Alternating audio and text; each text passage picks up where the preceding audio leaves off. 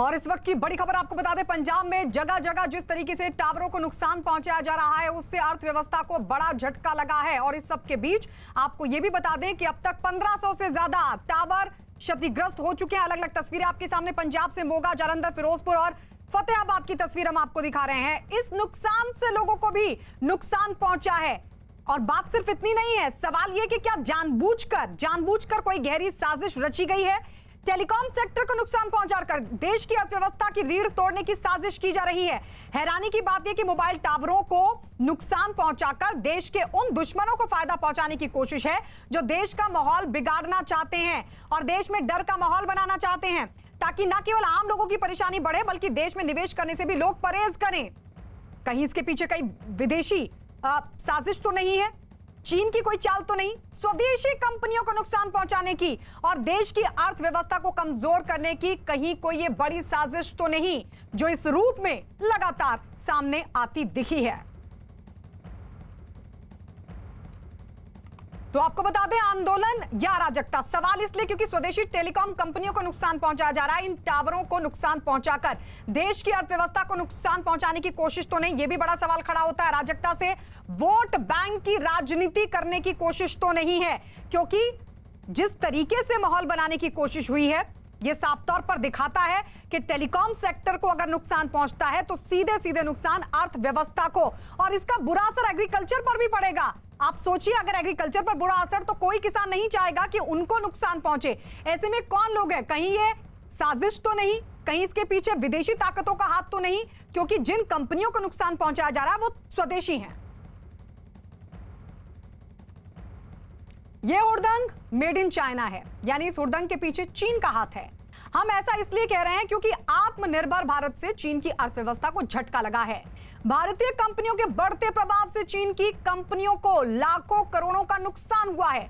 भारत के स्वदेशी 5G network से चीन को भारी नुकसान हुआ है। आंदोलन की आड़ में कांग्रेस शासित पंजाब में 1500 से ज्यादा टावर तोड़े गए हैं और स्वदेशी टावरों को नुकसान से चीनी कंपनियों को फायदा होने वाला है। पंजाब में रेलवे लाइन को भी ठप किया गया है। आंदोलन की वजह से जम्मू कश्मीर और लद्दाख में सेना की सप्लाई पर भी असर पड़ा है। सेना कमजोर हुई तो चीन और पाकिस्तान को होगा फायदा।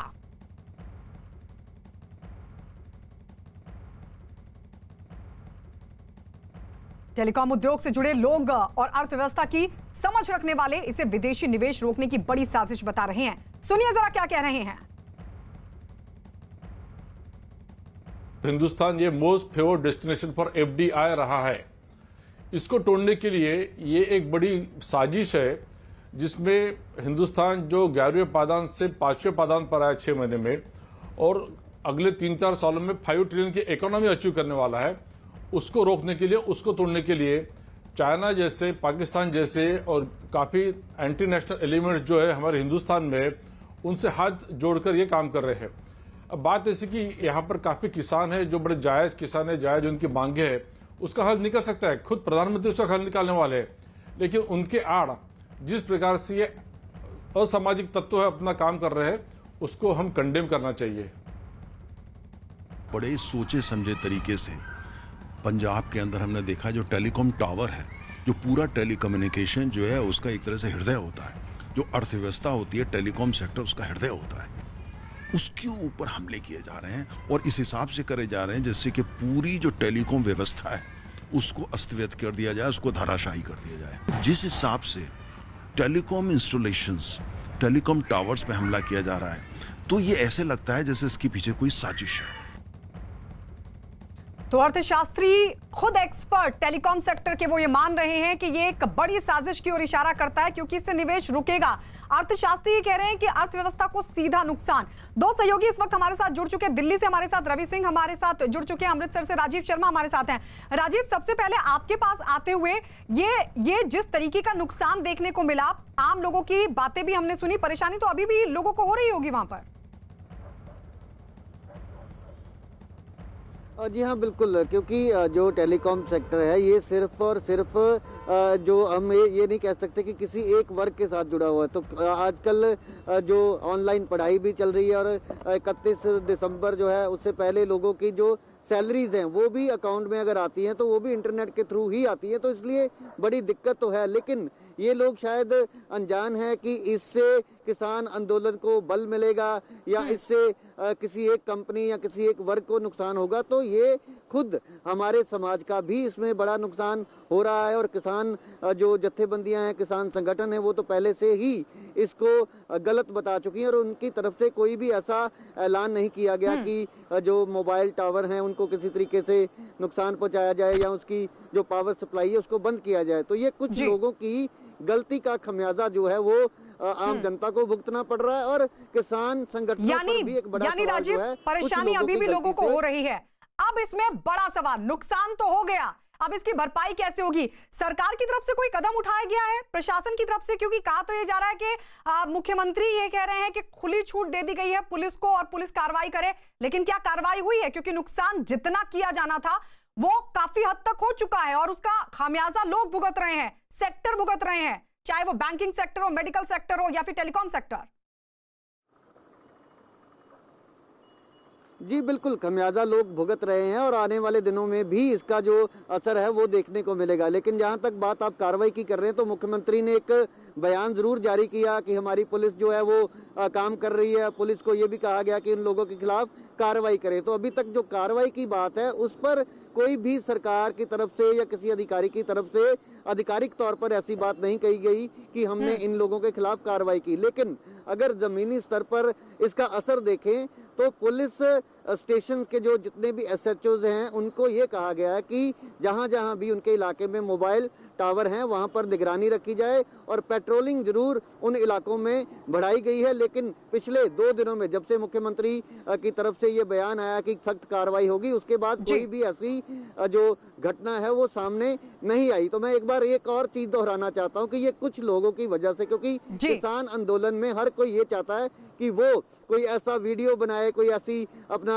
बयान दे जो वायरल हो लोगों तक पहुंचे। तो किसान ऐसा क्यों करेंगे? एक्सपर्ट्स भी कह रहे हैं कि इसका तो असर एग्रीकल्चर पर भी पड़ता है। अगर ये सेक्टर आगे बढ़ता है और अगर नुकसान पहुंचता है तो उस पर भी बुरा असर एग्रीकल्चर पर, तो किसान ऐसा क्यों चाहेंगे? सवाल ये खड़ा होता है कि जो नुकसान हो गया है अब उसकी भरपाई कैसे होगी? सवाल ये भी खड़ा होता है कि जो इतना नुकसान पहुंचाया गया 1500 से ज्यादा टावरों को, उस पर कार्रवाई अभी तक क्यों नहीं? आखिर क्यों उन लोगों के खिलाफ अभी तक कोई एक्शन नहीं हुआ?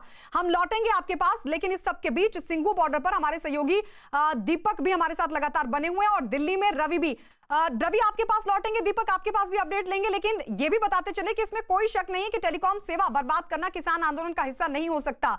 बच्चे से लेकर बड़े हर किसी की परेशानी बढ़ गई है। ऑनलाइन क्लास करने वाले बच्चों को दिक्कत हो रही है।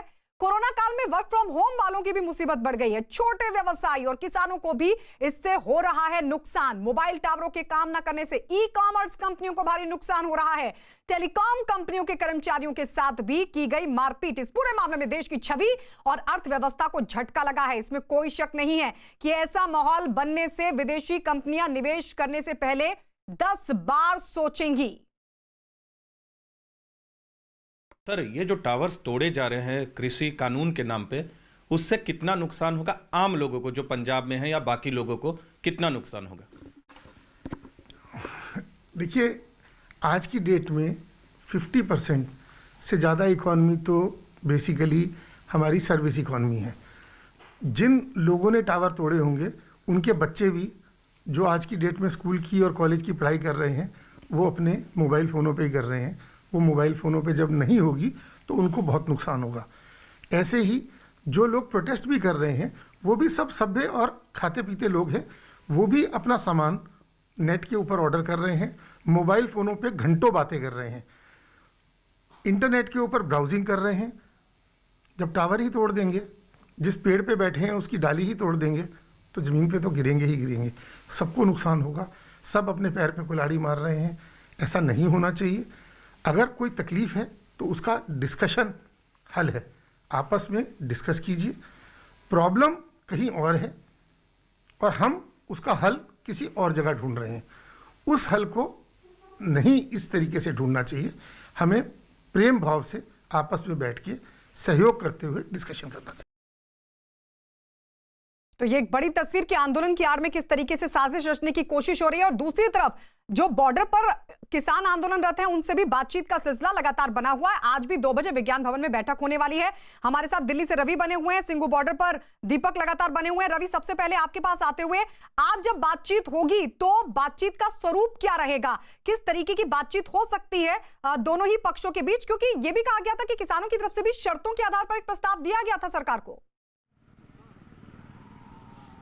देखिए, लगातार वही, क्योंकि किसान अपनी बातों पर, अपनी मांगों पर शुरुआत से ही अड़े हुए हैं और ये कह रहे हैं कि जो भी तीनों बिल आए थे उनको निरस्त किया जाए, उनको रद्द किया जाए। लेकिन सरकार, अच्छी बात यह है कि 5 दिसंबर को आखिरी बैठक हुई थी किसानों और सरकार के बीच में, विज्ञान भवन में औपचारिक बैठक हुई थी।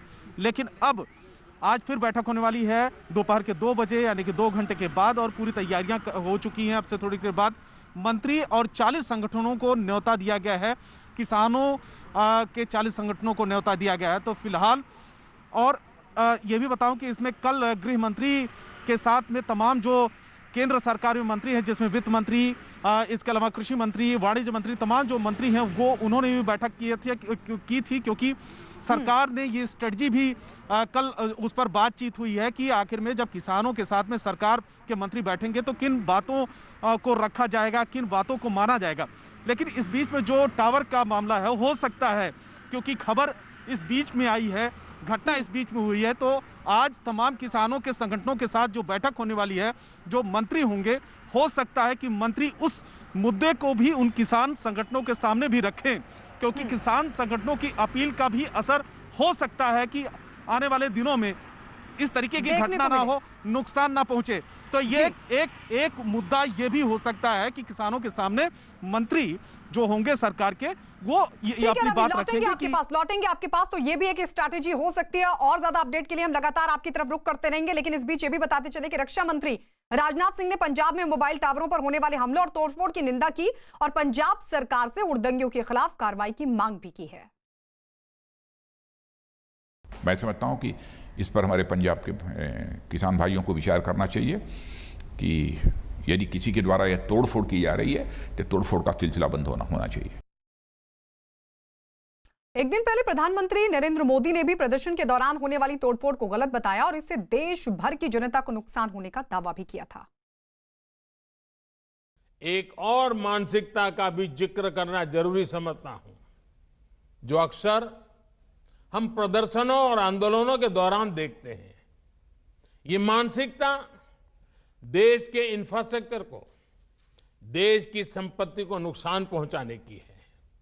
हमें याद रखना चाहिए कि इंफ्रास्ट्रक्चर, ये संपत्ति किसी नेता की, किसी दल की, किसी सरकार की नहीं है। ये संपत्ति देश की है, ये संपत्ति आपकी है, देश के नागरिकों की है। हमारे हर गरीब का, हर करदाता का, मध्यम वर्ग का, समाज के हर वर्ग का इसके पीछे पसीना लगा हुआ है, उसका पैसा लगा हुआ है। दीपक, आपके पास आते हुए, क्योंकि आप बता दें कि 12 बजे यहां से बस रवाना होगी विज्ञान भवन के लिए बातचीत के लिए, उसको लेकर अपडेट, और क्या पहले वाली ही मांगे हैं या इस बीच मांगों में किसी तरह का कोई बदलाव भी हुआ है? देखिए, आज गायत्री यहाँ पर से अब बस निकलने वाली है। यहाँ पर मैं दिखाना चाहूँगा किसानों का जो जत्था है, जो 40 संगठन है, वो बातचीत करने के लिए यहाँ से जाने की तैयारी में है और बसों में बैठ चुके हैं। उनसे हमने जब बातचीत की तो उनका यही कहना था कि एजेंडा उनका साफ है, सरकार को दिया जा चुका है। जो पहले की मांगे थी, जिनमें तीनों कानून वापस हो, साथ ही एपीएमसी और उसके साथ ही डीजल और जो एनजीटी का कानून है, उस पर बातचीत करने के लिए वो तैयार है। लेकिन जब तक उनकी मांगें पूरी नहीं होंगी, वो इसी तरह से यहाँ पर बने रहेंगे, उनका साफ तौर पर कहना था। और आप देख सकते हैं यहाँ पर जो बसें, यहाँ पर 2 बसें लगाई गई हैं, इनके अंदर 40 संगठन जो हैं, वो उनके किसान नेता यहाँ पर उसके अंदर हैं और विज्ञान भवन के लिए गाड़ी बस निकलने ही यहाँ पर से वाली है।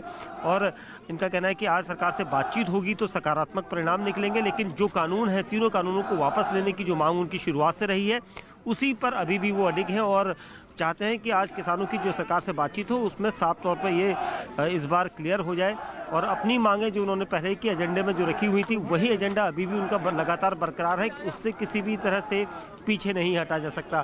तो यहाँ पर अभी कुछ देर में ही यहाँ से सभी किसान संगठन जो है यहाँ से विज्ञान भवन के लिए रवाना होने वाले हैं। लगभग सभी किसान संगठन के नेता जो हैं वो यहाँ पर पहुँच चुके हैं। 40 किसान संगठन हैं जो यहाँ से सरकार से बातचीत करने के लिए निकले। दीपक लौटेंगे आपके पास अपडेट के लिए। तो ये 2 तस्वीरें दीपक के पीछे आप देख रहे हैं, ये तस्वीरें आपके सामने। एक तरफ हम पंजाब की भी दिखा रहे हैं कैसे वहां पर बिजली के तारों को काटा जा रहा है, आंदोलन की आड़ में अराजकता फैलाई जा रही है। तो वहीं दूसरी तस्वीर भी हमने आपको दिखाई, 2 बसें तैयार हैं जिसमें 40 संगठन, किसानों के 40 संगठनों के जो नेता हैं वो उन बसों में सवार हो चुके हैं और अब कुछ ही मिनट में ये बस यहां से रवाना हो जाएगी विज्ञान भवन के लिए, क्योंकि आज 2 बजे सरकार के साथ बातचीत होनी है। लेकिन आपको यह भी बता दें, किसान आंदोलन के नाम पर अब हुड़दंग भी शुरू हो चुका है। पंजाब में कुछ लोग जमकर मचा रहे हैं उत्पात। इनके निशाने पर वो मोबाइल टावर हैं जिनकी वजह से कोरोना काल में भारत की अर्थव्यवस्था का पहिया घूमता रहा।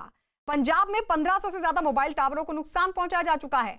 उनमें भी उन टेलीकॉम कंपनियों के मोबाइल टावर को खासतौर पर नुकसान पहुंचाया गया जो पूरी तरह स्वदेशी हैं। लेकिन भ्रम जाल में फंसकर आंदोलन को अराजक बनाने वाले इस बात से अनजान है कि इससे किसी और का नहीं बल्कि उनका ही घाटा है।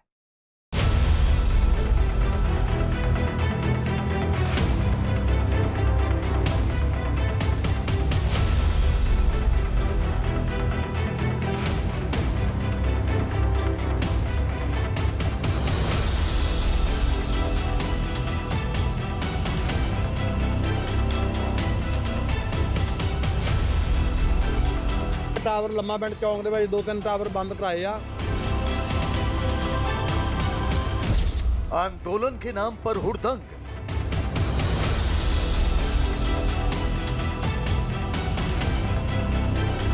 किसान आंदोलन के नाम पर धड़ाधड़ मोबाइल टावरों को बंद करने का काम अभी भी गांव में जारी है। कई गांव से खबरें आ रही है कि मोबाइल टावर में तोड़फोड़ की जा रही है, उनकी वायरिंग है उनको काट दिया गया है। यहाँ तक कि कई जगह से जो जनरेटर वहाँ पे लगाए गए थे उसको भी उठाकर कुछ लोग ले गए हैं। ऑनलाइन काम कर रहे हैं जिन्हें टावर का कनैक्शन कट्टन नाल मेरा ਜਿਹੜਾ ਕੰਮ ਪ੍ਰਭਾਵਿਤ ਹੋ ਰਿਹਾ ਹੈ। कनैक्शन ਜਿਹੜੇ ਕੱਟ ਰਹੇ ਆ ਮੋਬਾਈਲ ਟਾਵਰਾਂ ਦੇ, ਇਹ ਨਹੀਂ ਕੱਟੇ ਜਾਣ। ਇਹਦੇ ਨਾਲ ਸਾਡਾ ਜਿਹੜਾ ਵਰਕ ਹੈ ਹੋਮਵਰਕ ਆ ਬਹੁਤ ਹੀ ਪ੍ਰਭਾਵਿਤ ਹੋ ਰਿਹਾ ਹੈ। पंजाब में मोबाइल टावर बंद।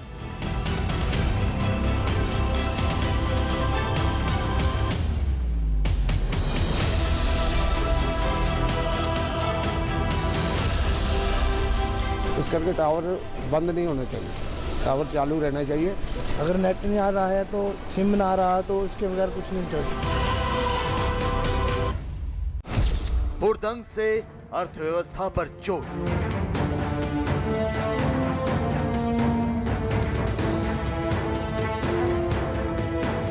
दिल्ली की सीमाओं पर पंजाब और हरियाणा के किसान शांतिपूर्वक प्रदर्शन कर रहे हैं। किसान 30 दिसंबर यानी बुधवार को सरकार से बातचीत भी करने वाले हैं। लेकिन दिल्ली से दूर पंजाब में हाहाकार मचा है। पंजाब में किसान आंदोलन के पक्ष में मोबाइल टावर तोड़े जा रहे हैं।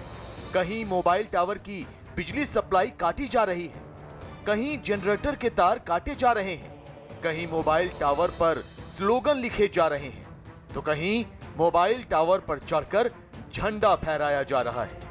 कृषि सुधार कानूनों पर पंजाब में आंदोलन हुड़दंग में तब्दील होता जा रहा है।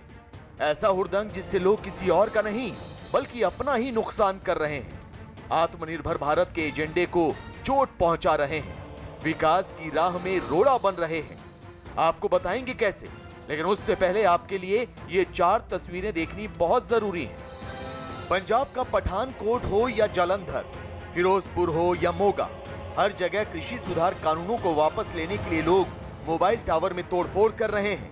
मोबाइल टावर को नुकसान पहुंचाया जा रहा है, तार काटी जा रही है, जनरेटर तोड़े जा रहे हैं और मोबाइल टावर को बंद कराया जा रहा है। किसान जथेबंदियां ने फैसला किया गया भी ना और ना कोई भी टावर चालू नहीं रहने देना, सब बंद करने ने। जिदा जिदा इन्फॉर्मेशन अपने को आ रही है उदा आप किसान जथेबंदियों के नाल ते किसानां दे नाल मिल के वो आप टावर बंद कर नाल असीं चेतावनी देना चाहुंदे आ ਕਿ ਉਹਨਾਂ ਨੂੰ ਹੱਥ ਵੀ ਨਹੀਂ ਲੱਗਿਆ ਹੋਣਾ ਚਾਹੀਦਾਗਾ। ਜੇ ਪ੍ਰਸ਼ਾਸਨ ਦੀ ਕੋਈ ਕਰਤੂਤ ਅਸੀਂ ਸੁਣ ਲਈ ਤਾਂ ਇਹਦਾ ਜ਼ਿੰਮੇਵਾਰ ਮੋਗੇ ਦਾ ਪੁਲਿਸ ਪ੍ਰਸ਼ਾਸਨ ਹੋਊਗਾ। ਫਿਰ ਨਾ ਸਾਨੂੰ ਕਹਿਣ। ਅਸੀਂ ਇੱਥੇ ਇਸੇ ਕਰਕੇ ਖੜੇ ਆ ਕਿ ਅਸੀਂ ਸੰਯੁਕਤ ਕਿਸਾਨ ਮੋਰਚਾ ਦੇ ਸੱਦੇ ਦੇ ਤਹਿਤ कनेक्शन कटिया। कृषि सुधार कानूनों का विरोध कर रहे किसानों ने पंजाब में 1500 से ज्यादा मोबाइल टावर तोड़ दिए हैं, जिससे पंजाब के कई क्षेत्रों में टेलीकॉम सेवाएं प्रभावित हुई हैं। पंजाब सरकार पर मोबाइल टावर को नुकसान पहुंचा रहे किसानों के खिलाफ कोई एक्शन न लेने के आरोप भी लग रहे थे। हालांकि अब पंजाब सरकार ने पंजाब पुलिस को ऐसे मामलों से निपटने के लिए खुली छूट दे दी। पंजाब के सीएम अमरिंदर सिंह ने भी किसानों से शांतिपूर्ण आंदोलन की अपील की है, लेकिन आंदोलन को हुड़दंग की शक्ल देने वाले अब भी बाज नहीं आ रहे। पंजाब में हुड़दंग पर आमादा किसानों का मानना है कि नए कृषि सुधार कानूनों से अरबपति उद्योगपतियों को ज्यादा फायदा होगा, इसीलिए उनका गुस्सा मोबाइल टावर पर निकल रहा है।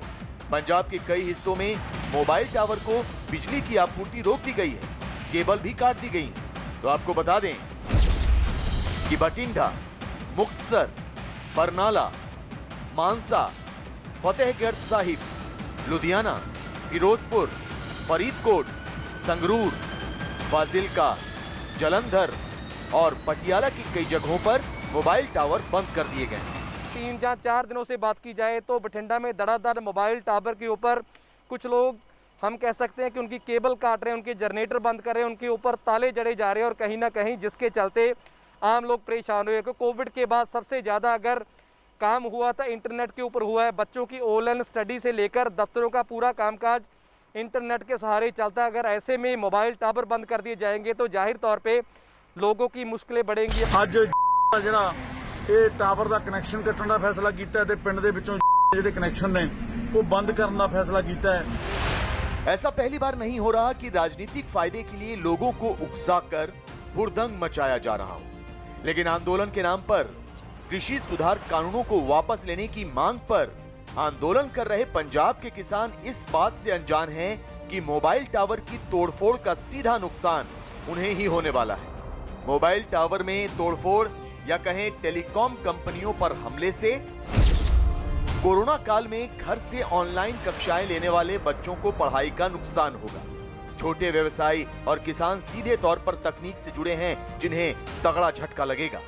ई कॉमर्स कंपनियों को नुकसान होगा जो घर तक सामान पहुंचाने का काम कर रही हैं। टेलीकॉम कंपनियों में काम करने वाले कर्मचारियों को परेशानियों का सामना करना पड़ेगा। देश की छवि को नुकसान होगा और कोरोना के बाद उभरती अर्थव्यवस्था को चोट पहुंचेगी।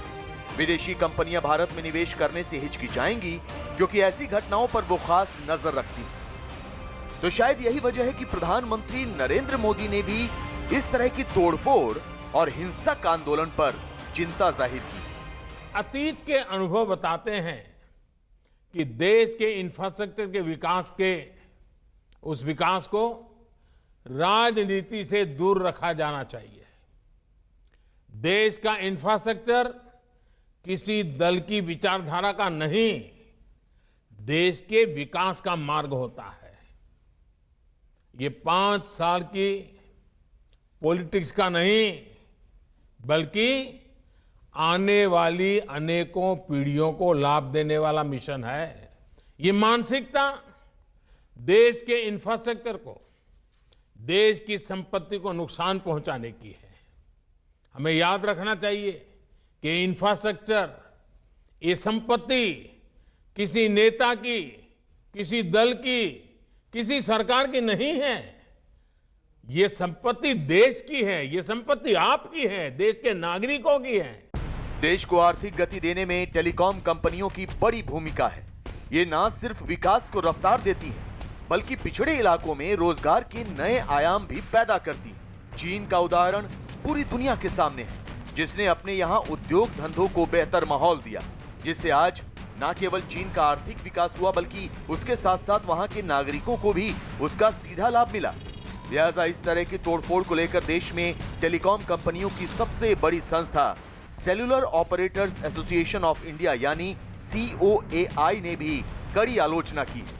COAI का कहना है कि मोबाइल सेवाएं आम लोगों के जीवन से सीधे तौर पर जुड़ी हुई है। लोगों को अपना विरोध करने का अधिकार है, लेकिन टेलीकॉम नेटवर्क को नुकसान पहुंचाकर दूसरों को परेशान करना चिंताजनक है। Cellular operators association of India की चिंता वाजिब है, क्योंकि टेलीकॉम कंपनियों पर हमला कर आंदोलनकारी कहीं न कहीं अपना ही नुकसान कर रहे हैं। वो भारतीय अर्थव्यवस्था की उस अहम कड़ी पर चोट कर रहे हैं जो आत्मनिर्भर भारत की परिकल्पना का आधार है। वो उस उद्योग को चोट पहुंचा रहे हैं जो संचार का सबसे अहम माध्यम है। वो उस व्यवसाय को निशाना बना रहे हैं जो कोरोना काल में लोगों की लाइफलाइन बन चुका है। हर काम जिहड़ा है नैट नाल संबंधित है, तो मोबाइल ते सारे काम है, तो मोबाइल च बहुत ज़्यादा मुश्किल आ रही है। फ़ोन करन च भी ते नैट चलान च भी, नैट चलता ही नहीं अद्धा घंटा, तो इस कारण बड़ी तकलीफ हो रही है। क्योंकि ਇਹਦੇ ਨਾਲ बहुत सारे साडे बच्चे ਜਿਹੜੇ ਪ੍ਰਭਾਵਿਤ ਹੋ ਰਹੇ ਨੇ। ਇਹਨਾਂ ਦੀ ਸਟੱਡੀ ਸਾਰੀ ਆਨਲਾਈਨ ਚੱਲ ਰਹੀ ਹੈ। ਅੱਜਕੱਲ ਸਕੂਲ ਕਾਲਜ ਸਭ ਕੁਝ ਬੰਦ ਹੈ। ਜੇ ਇੱਕ ਟਾਵਰਾਂ ਦੀ ਲਾਈਟਾਂ ਕੱਟੀਆਂ ਜਾਣਗੀਆਂ ਤਾਂ ਸਾਡੇ ਬੱਚੇ ਜਿਹੜੇ ਪੜ੍ਹ ਨਹੀਂ ਸਕਣਗੇ। ਅਸੀਂ ਅੱਜ ਨਹੀਂ ਸੋਚ ਰਹੇ, ਆਉਣ ਵਾਲੇ ਸਮੇਂ 'ਚ ਸੋਚਾਂਗੇ ਕਿ ਸਾਡੇ ਬੱਚਿਆਂ ਦਾ ਇੱਕ ਸਾਲ ਵੇਸਟ ਹੋ ਗਿਆ। लोगों की चिंता वाजिब है, तो शायद यही वजह है कि सुप्रीम कोर्ट भी इस तरह के विरोध प्रदर्शनों में तोड़फोड़ को लेकर समय समय पर दिशा निर्देश जारी कर चुका है, जिसके मुताबिक अगर किसी निजी या सरकारी संपत्ति को नुकसान पहुंचाया जाता है तो इसका सीधा निपटारा करना होगा। प्रदर्शन का आयोजन करने वाले व्यक्ति को जिम्मेदार माना जाएगा। साथ ही हिंसा करने वाले लोगों को पुलिस चिन्हित कर कार्रवाई करेगी। एक कमीशन का गठन किया जाएगा जो कि राज्य सरकार और संबंधित हाईकोर्ट से सलाह करेगा। कमीशन निर्धारित करेगा कि नुकसान कितना हुआ और हर्जाने की रकम क्या होगी। फिर आरोपियों को कमीशन के सामने पेश किया जाएगा। कमीशन तय करेगा कि दोषी कौन है और उसे कितना हर्जाना देना होगा। लोकल एडमिनिस्ट्रेशन और पुलिस जो है उस जगह का वीडियो रिकॉर्डिंग करती है और जो जान और माल का नुकसान हुआ है उसका लिस्ट बनता है और ये हाई कोर्ट के एजीज में एक कमीशन बनने का प्रावधान है जो कि क्वांटिफाई करेगी कि कितने का डैमेज हुआ और जो इन्होंने धरना प्रदर्शन या स्ट्राइक कॉल किया है, जो ऑर्गेनाइजर्स हैं, उन पे लायबिलिटी फिक्स करने की बात कही गई है। आंदोलन के नाम पर हिंसा और हुड़दंग शायद ही किसी को स्वीकार, वो भी उन टेलीकॉम कंपनियों पर हमला जो देश के विकास की रफ्तार को धार देती। लिहाजा बीजेपी और कांग्रेस दोनों ही एक दूसरे पर वार पलटवार के साथ पंजाब के किसानों से हुड़दंग बंद करने की अपील कर रहे हैं। किसान भाई कभी भी वायलेंस नहीं कर सकते। कुछ इस तरह की ताकतें ज़रूर हो सकती हैं, जैसा मैंने कहा कि जो क्रिमिनल कॉन्स्पिरेसी का संदूक लेकर के किसानों के कंधों पे बंदूक चलाना चाहते हैं और इसके लिए किसानों को होशियार रहना चाहिए। टावर्स के जो जनरेटर सेट हैं, जनरेटिंग सेट हैं, उनको उखाड़ रहे हैं, उनको उखाड़ के ले जा रहे हैं, तो ये इनकी गुस्से की सीमा है। लेकिन अब तक इसकी बड़ी प्रशंसा हो रही है किसानों की कि कितने शांतिपूर्वक ढंग से आंदोलन हो रहा है, शांतिपूर्वक ढंग से बैठे हुए हैं, कोई वायलेंस नहीं है, कोई किसी तरह का नहीं है, तो उसको कायम रखना चाहिए। प्रधानमंत्री ने हिंसक आंदोलन कर रहे किसानों से अपील की है। केंद्र सरकार किसानों से बातचीत कर समाधान तलाशने की कोशिश कर रही है, लेकिन पंजाब के किसान बिना सोचे समझे टेलीकॉम कंपनियों पर हमले कर रहे हैं, इस बात से अनजान कि उसका खमियाजा किसी और को नहीं बल्कि उन्हें ही भुगतना होगा। हुड़दंग बंद नहीं हुआ तो नुकसान उन्हीं का होगा।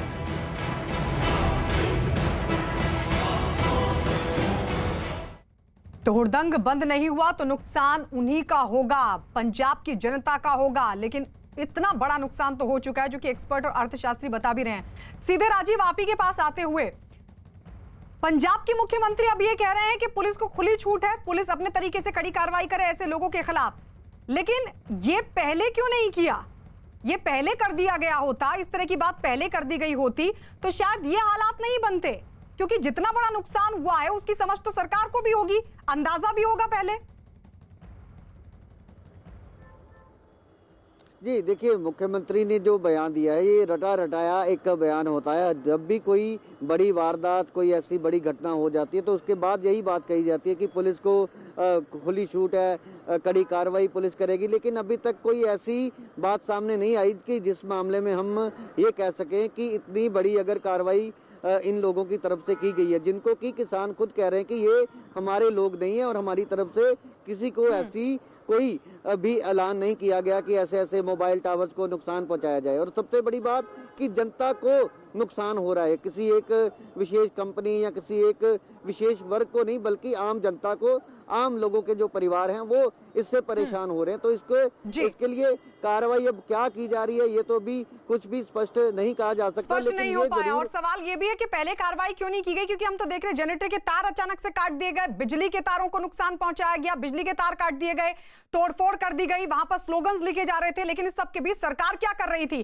प्रशासन क्या कर रहा था, पुलिस क्या कर रही थी, तब इन लोगों को क्यों नहीं रोका गया? क्यों 1500 से ज्यादा टावरों को नुकसान खुलेआम पहुंचा दिया गया? शासन प्रशासन क्या कर रहा था? और अब जो नुकसान हो चुका है उसकी भरपाई कैसे होगी, इसको लेकर भी किसी तरह का कोई कदम सरकार और प्रशासन की तरफ से उठता हुआ दिखाई फिलहाल नहीं दे रहा। लेकिन आपको बता दें कि पूर्व केंद्रीय मंत्री और कांग्रेस के नेता राजीव शुक्ला ने तोड़फोड़ नहीं किए जाने की बात कही। उन्होंने कहा कि आंदोलन अहिंसक होना चाहिए। जहाँ तक तोड़फोड़ का सवाल है, हमारा बिल्कुल स्पष्ट कहना है कि हम शांतिपूर्ण आंदोलन के समर्थक हैं। शांतिपूर्ण आंदोलन होना चाहिए और इसलिए हम कोई तोड़फोड़ को कहीं सपोर्ट नहीं करते। लेकिन जो किसान हैं उनको अगर कोई इनके खिलाफ आंदोलन कर रहे तो विपक्ष भड़का रहा, वो राष्ट्र विरोधी ये सब शुरू कर देते। मतलब कोई इनके खिलाफ बोले ही ना, कोई अपने आप अपने चुप अपने घर में बैठे रही, जो हम करते रहे वही सही, न खाता न बही, इनका सिर्फ ये कहना। दीपक, आपके पास आते हुए दिखाइए, क्या बसें वहां से रवाना हुई?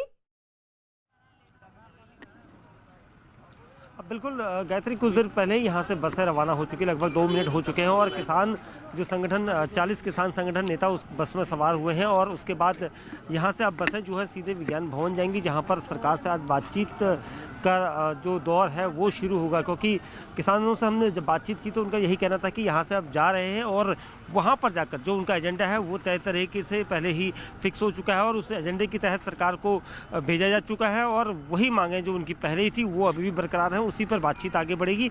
और यहाँ जिस तरह से 40 संगठन गए हैं और ख़ासतौर से सिंगू बॉर्डर पर जो किसान नेता है उनका ये साफ तौर पर कहना है कि जो बातचीत होगी उसी जहाँ पर बातचीत छोड़ी गई थी वहीं से शुरू होगी।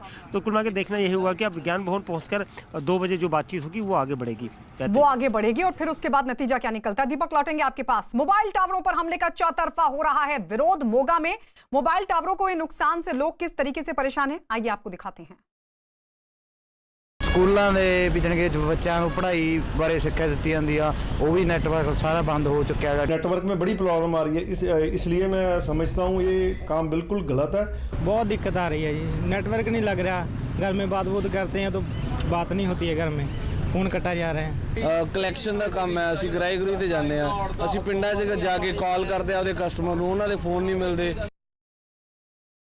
और चलिए सीधे रुक कर लेते विज्ञान भवन, जहां से थोड़ी देर बाद यानी 2 बजे किसान और सरकार के बीच बातचीत होनी। हमारे सहयोगी रवि वहां पर लगातार बने हुए। रवि, सिंगू बॉर्डर से दीपक ने बताया कि वहां से बसें रवाना हो चुकी है किसानों के नेताओं को लेकर। अब वहां पर फिलहाल क्या हलचल? एक बार सबसे पहले यहाँ पर विज्ञान भवन पर तस्वीरें दिखाना चाहेंगे कि किस तरीके की व्यवस्था यहाँ पर की गई है। बड़ी तादाद में पुलिस बल यहाँ पर मौजूद है, क्योंकि जिस तरीके से सहयोगी दीपक विष्णु ने बताया कि वहाँ से बसें भरकर निकल चुकी हैं सिंधु बॉर्डर से, क्योंकि काफ़ी यहाँ से दूरी है और क्योंकि 2 बजे की मीटिंग का जो टाइम है वो रखा गया है, तो करीब 1 से 1.5 घंटा उनको लग सकता है विज्ञान भवन तक आने में। इसके बाद फिर 2 बजे मंत्रियों के साथ में मीटिंग है। तो फिलहाल बड़ी तादाद में पुलिस बल की व्यवस्था की गई है। मीडिया को एक तरफ रखा गया है क्योंकि 40 जो किसान संगठन ठीक है रवि, लौटेंगे आपके पास अपडेट के लिए। लेकिन इस बीच आपको बता दें, किसान आंदोलन के नाम पर फैली अराजकता की शिकार स्वदेशी टेलीकॉम कंपनियां हो रही हैं। वो कंपनियां जिन्होंने लाखों लोगों को रोजगार दिया है, जिन्होंने मेक इन इंडिया के नारे को जमीन पर उतारने का काम किया है। ऐसे में आशंका जताई जा रही है कि इन कंपनियों को नुकसान पहुंचाकर विदेशी ताकतें अपना फायदा तलाश रही हैं। विदेशी ताकतें आंदोलन को अराजक बनाकर भारत की अर्थव्यवस्था को चोट पहुंचाने की कोशिश कर रही हैं। इतना ही नहीं, बीजेपी का आरोप है कि इसमें विपक्षी दल, खासतौर पर कांग्रेस और लेफ्ट पार्टियां शामिल हैं। ये संपत्ति देश की है, ये संपत्ति आपकी है, देश के नागरिकों की है। किसान होने के नाते मुझे ही पीड़ा नहीं, मैंने देखा है हमारे प्रधानमंत्री जी को भी इसकी गहरी पीड़ा है। बहुत दिक्कत आ रही है जी, नेटवर्क नहीं लग रहा, घर में बात बूत करते हैं तो बात नहीं होती है घर में। चाइना जैसे, पाकिस्तान जैसे और काफ़ी एंटी नेशनल एलिमेंट्स जो है हमारे हिंदुस्तान में, उनसे हाथ जोड़कर ये काम कर रहे हैं।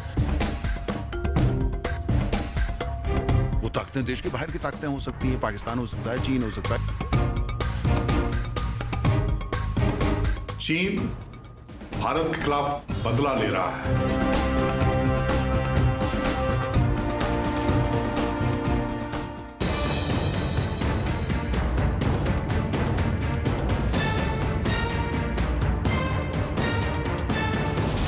आंदोलन में अराजकता से किसका फायदा?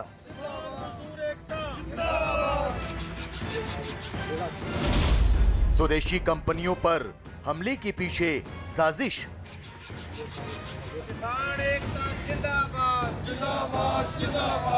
पंजाब में टेलीकॉम कंपनियों, खास तौर पर पूरी तरह स्वदेशी टेलीकॉम कंपनियों को आंदोलन की आड़ में निशाना बनाया जा रहा है।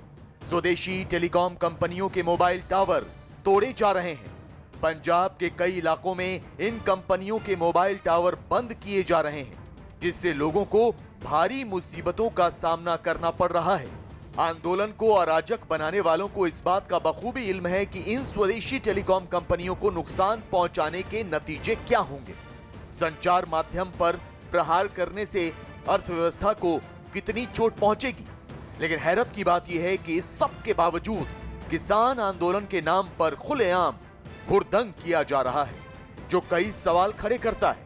सवाल ये कि क्या किसी सोची समझी साजिश के तहत स्वदेशी टेलीकॉम कंपनियों पर हमले किए जा रहे हैं?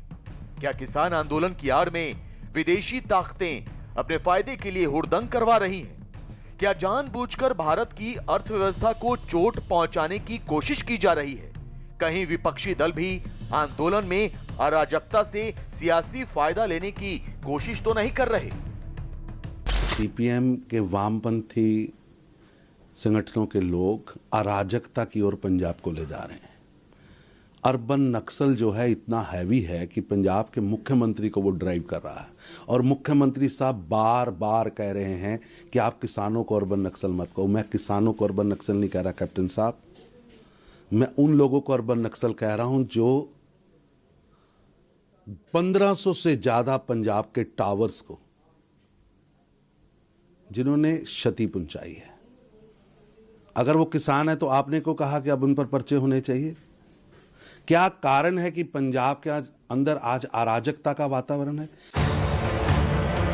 ये तमाम सवाल इसलिए वाजिब नजर आते हैं क्योंकि स्वदेशी टेलीकॉम कंपनियों को बढ़ावा देने और संचार के क्षेत्र में आत्मनिर्भर भारत की परिकल्पना को जमीन देने के लिए मोदी सरकार ने तमाम कदम उठाए हैं। केंद्र सरकार ने विदेशी कंपनियों के एकाधिकार को खत्म करने के साथ साथ दुश्मन देश चीन की इस क्षेत्र में घुसपैठ को रोकने की कोशिश की है। स्वदेशी टेलीकॉम कंपनियों के उपभोक्ता भी बढ़े हैं, तो शायद यही वजह है कि कुछ ताकतें भ्रम फैलाकर किसान आंदोलन को हाईजैक कर इसे अराजकता में तब्दील कर रही हैं। उन स्वदेशी टेलीकॉम कंपनियों को नुकसान पहुंचाने की कोशिश हो रही है जिन्होंने न सिर्फ लोगों को रोजगार दिया बल्कि मेक इन इंडिया के तहत एक नए भारत की नींव को मजबूत करने का काम किया।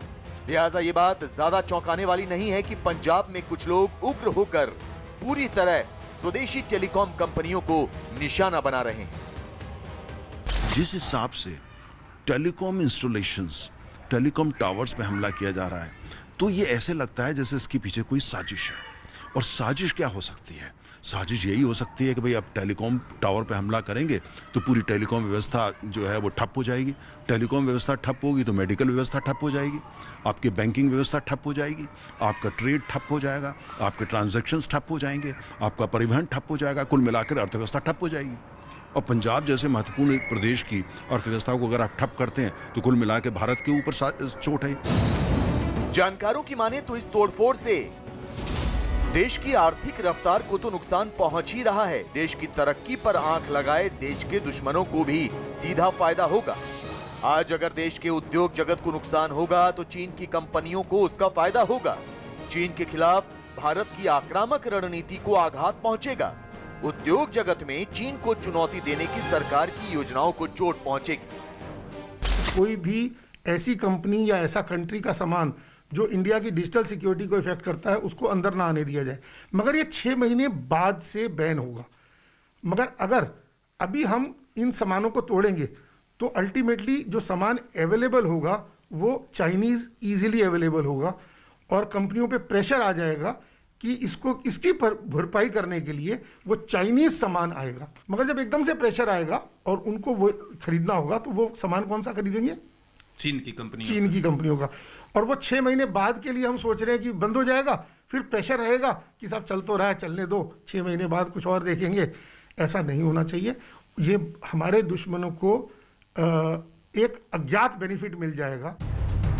इजराइल और अमेरिका ने कई क्षेत्रों में भारत के साथ मिलकर आपसी सहयोग से काम करना शुरू कर दिया है। तीनों देश 5G संचार नेटवर्क पर भी मिलकर काम कर रहे हैं और यही बात चीन को अखर रही है। चीन आत्मनिर्भर भारत को साकार होते देख बौखलाया हुआ है। ऐसे में शक इस बात का है कि कुछ विपक्षी दल जो चीन की विचारधारा का समर्थन करते हैं वो खुलकर किसान आंदोलन के जरिए स्वदेशी टेलीकॉम कंपनियों को नुकसान पहुंचाने की कोशिश कर रहे हैं। यह आंदोलन ही नहीं बल्कि हुड़दंग के जरिए मेक इन इंडिया के नारे को दबाने की कोशिश कर रहे हैं। तो आपको बता दें कि चीन के खिलाफ भारत ने कई कदम भी उठाए हैं। मसलन केवल भरोसेमंद कंपनियों से टेलीकॉम उपकरण खरीदने को कहा गया है। अभी इस क्षेत्र में चीन की कंपनियों का दबदबा है। साल 2020 के कोरोना काल में देशवासियों की हर जरूरत को पूरा करने में इंटरनेट की बड़ी भूमिका रही है।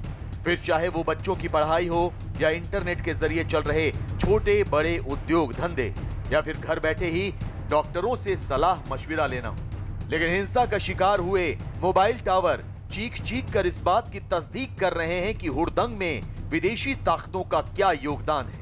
विपक्ष, खास तौर पर वो दल जो चीन की विचारधारा के पैरोकार रहे हैं, उनका इस सब में क्या योगदान है?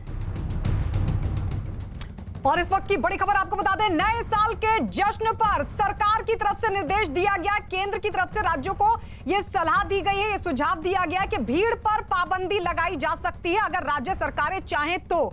कोरोना की वजह से यह फैसला लिया गया है क्योंकि जाहिर सी बात है नए साल के जश्न के दौरान पार्टी होगी तो गैदरिंग होगी तो कोरोना का खतरा बढ़ेगा। और इस सब के बीच केंद्र की तरफ से यह सलाह राज्यों को सलाह देते हुए केंद्र की तरफ से यह कहा गया है कि अगर राज्य सरकारें चाहें तो भीड़ पर पाबंदी लगा सकती हैं। कोरोना की वजह से इस तरह का फैसला केंद्र सरकार की तरफ से लिया गया है, लेकिन सुझाव दिया गया राज्य सरकारों को। राज्य सरकारें अपने तरीके से इस पूरे मामले को लेकर फैसला लेने के लिए स्वतंत्र है, लेकिन उनको सुझाव देते हुए कहा गया है कि वो चाहें तो भीड़ पर पाबंदी लगा सकती हैं। जो जिस तरीके से नए साल पर जश्न मनाया जाता है, पार्टियां होती हैं, उसको लेकर राज्य सरकारें अपने तरीके से कदम उठा सकती हैं एहतियात के तौर पर। तो नए साल के जश्न पर यह केंद्र सरकार की तरफ से निर्देश दिया गया है, केंद्र की राज्यों को यह सलाह दी गई है कि वो चाहें तो अपने तरीके से इसको लेकर फैसला ले सकते हैं।